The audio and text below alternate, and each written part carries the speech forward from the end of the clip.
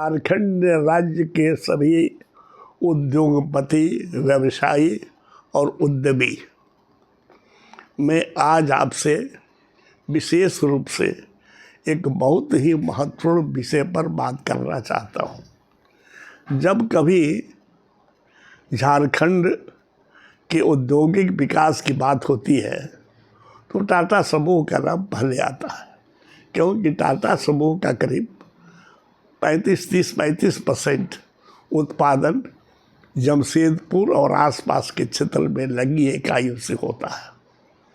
जब एशिया में कहीं कारखाना नहीं था, उस समय टाटा साहब ने जमशेदपुर में इस्पात का कारखाना चालू किया।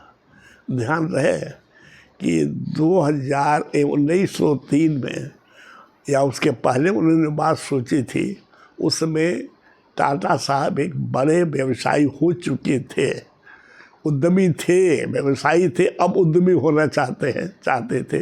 इसलिए उन्होंने विदेश का दौरा कर काफ़ी सर्वे करने के पश्चात निश्चित किया कि कहाँ हमको कच्चा माल मिलेगा, कहाँ पानी मिलेगा, कहाँ बिजली मिलेगी। बहुत सोच समझ के उसका एक परामर्शी का ग्रुप बना के तब उन्होंने कारखाना चालू किया। आज फल फूल रहा है। जब कभी भी बिहार में बात होती है, झारखंड में बात होती है या उत्तर प्रदेश में बात होती है, कभी कभी पूरे देश की जब बात आती है तो भी पता चलता है कि क्षेत्रफल में आदित्यपुर से बड़ा औद्योगिक क्षेत्र कहीं भारतवर्ष में नहीं है।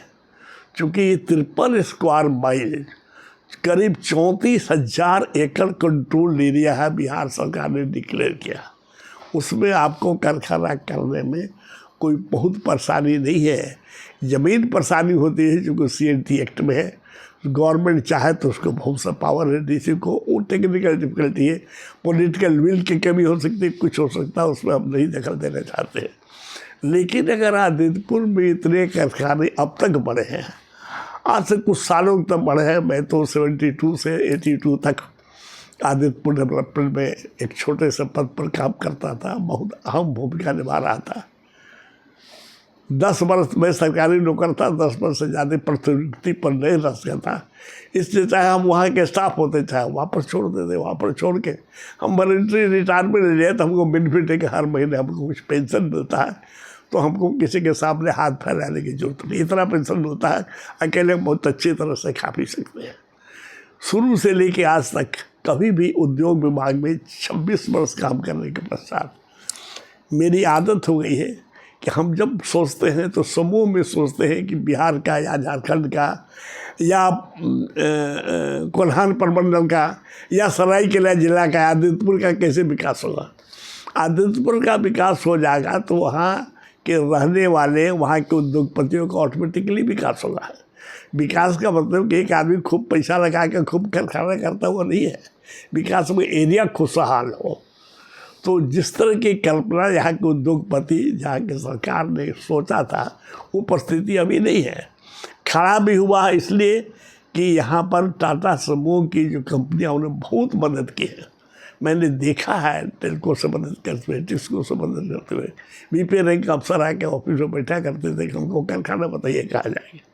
ये सारी चीज़ें अलग हैं, लेकिन मेरा अपना मानना है, हम तो करीब 40 वर्षों से उद्योग से संबंधित, औद्योगिक क्षेत्र से संबंधित नहीं हुआ। हालांकि उद्यमिक संस्थाओं से मैं बहुत गहरे रूप से लगाव रखता हूँ, लेकिन हमको शायद 10-20 आदमी होंगे जो कि मुख्यतः टाटा मोटर्स पर आधारित होकर काफ़ी बड़े उद्योगपति होंगे।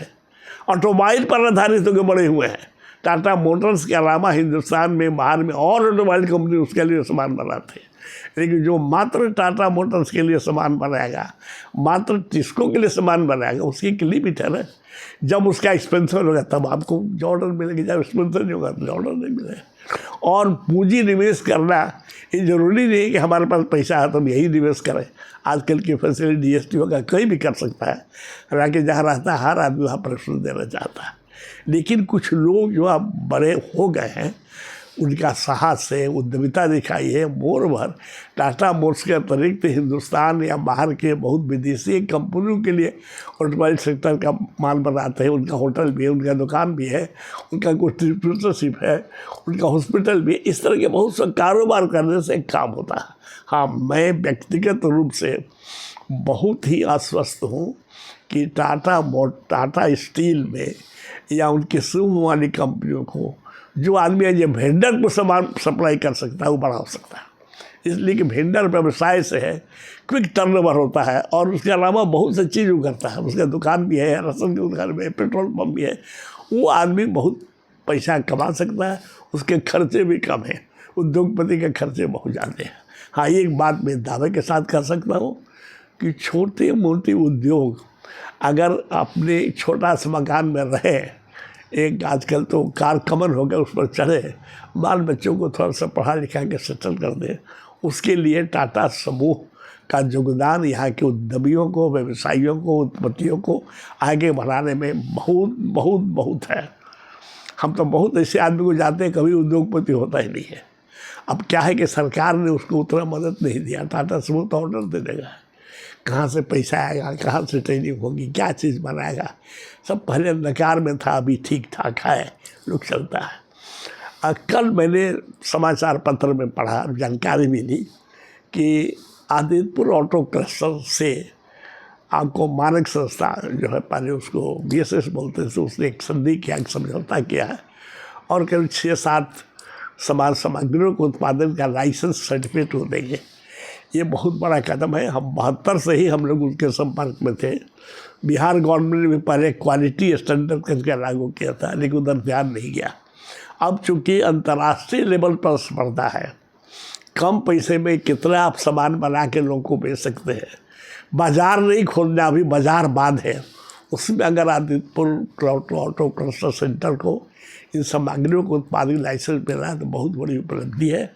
और मेरा अपना मानना है कि हम खुले बाज़ार के लिए कोई सामान उत्पादन में बहुत बड़ी लाभकारी स्टेप होगा ये। अब हम लोग सिर्फ ताकते नहीं रहेंगे कि बड़ी बड़ी कंपनी यहाँ पर आए। जब कभी होती है तो हमको आश्चर्य होता है, एक और कंपनी खोलना चाहिए, टाटा मोटर्स के तरह एक कंपनी खोला। अरे कंपनी खोलेगा तो क्या होगा, कंपनी खोले तो आप कुछ नहीं बन सकते हैं। यहाँ पर तो कोई टाटा स्टील इस्पात बनाता है, पूरे विश्व में स्टैंडर्ड को मेंटेन करते हुए स्पर्धा में कम दाम में बहुत बढ़िया स्टील बनाता है। उस पर स्टील पर आधारित है तो उद्योग स्थापित नहीं है। स्टोर स्थापित ऑटोमोबाइल है, उसके लिए कुछ यूज़ करते, उस पर आधारित के लिए साउथ में कहाँ कोई स्टील प्लांट है, लेकिन वहाँ स्टील का खपत जाते हैं। हमसे ज़्यादा खुशहाल लोग हैं। वो हमको करना चाहिए कि जितना घरेलू सामान है, साइकिल है, ट्रैक्टर है, बहुत सा साधन है माल ढोने के लिए, उसको बनना चाहिए। सरकार को उसमें इस बात पर कुछ छूट देना चाहिए। गवर्नमेंट का जो सामान खरीद उसको छूट देना चाहिए, तब एक खुशहाली होगा यहाँ पर। ये कि हमको यहाँ रोड ख़राब होगा, आदित्यपुर का इधर ख़राब होगा, इधर कर दे, इससे खुशहाली नहीं होगा। एग्जाम्पल ले लीजिए, मैं 1924 से CII से संबंधित हुआ, आज तक जितना दिन 2 वर्ष के पहले तक हमेशा हम काउंसिल के मेंबर रहे हैं, रीजनल काउंसिल के मेंबर रहे हैं। और फक्त रीजनल काउंसिल ने 4 वर्ष पहले हमको अपने मेंटर बनाया है। आजकल हमारे पुत्र कमांडर संजीव रमन कंपनी को रिप्रेजेंट करते हैं, काम करते हैं। लेकिन कभी तक इतने दौरान में एक चिट्ठी हमने नहीं लिखा है कि इंडिविजुअल आदमी को CI ने लिखा कि उसको मदद करिए। CI हमेशा सोचता है इस क्षेत्र की आधारभूत सुविधा कैसे होगी, कैसे पावर मिलेगा, कैसे रोड हो रहेगा, कैसे रेलवे जाएगी, कैसे पानी मिलेगा, ऑटोमेटिकली हो जाएगा। प्रशिक्षण चाहिए, ट्रेनिंग चाहिए, लोगों को बताना चाहिए कि क्या क्या बनेगा। मेरा अपना मानना है कि अगर उत्पादन करने के लिए लाइसेंस ऑटो क्लस्टर से मिलेगा तो नए नए उद्योग के आयाम खुलेंगे, आदमी बाजारवाद की तरफ जाएगा, आदमी जो जरूरतमंद की चीज़ों बनाएगा, घरेलू सामान बनाएगा, खिलौना बनाएगा, साइकिल बनाएगा, खिलौना का उद्योग का इतना आज इसको सब बना सकता है। इसलिए हम समझते हैं कि हम धन्यवाद देना चाहते हैं एशिया को, और एशिया से स्पॉन्सरशिप कंपनी है, संस्था है ये आदित्यपुर ऑटो क्लस्टर के, अगर इसमें और आगे बढ़े और चीज़ों का लाइसेंस ले, उसको देखें, काम करें। बहुत बहुत धन्यवाद।